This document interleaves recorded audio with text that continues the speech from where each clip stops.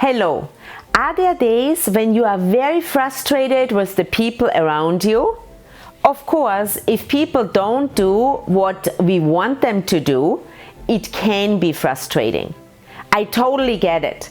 Having said this, did you know that people are not their behavior?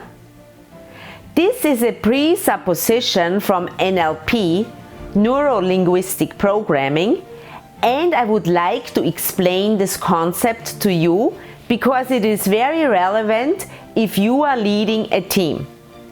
There are many examples in life where we judge behaviors and label people based on what we see. But what if we could separate the behavior from the person?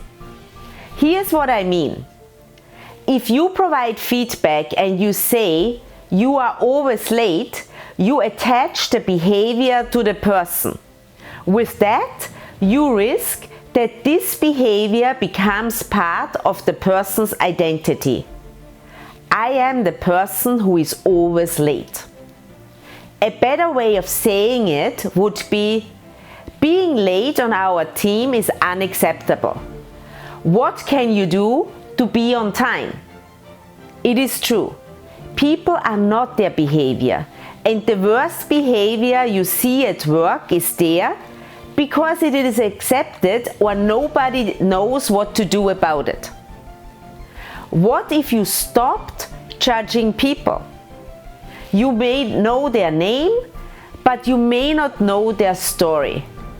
If you are interested in the people around you, it will help you to shift your perspective.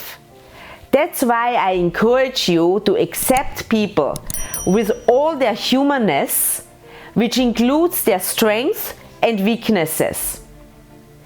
If you do, you can help them to improve their behavior. This was my thought for today, and I will see you next week again.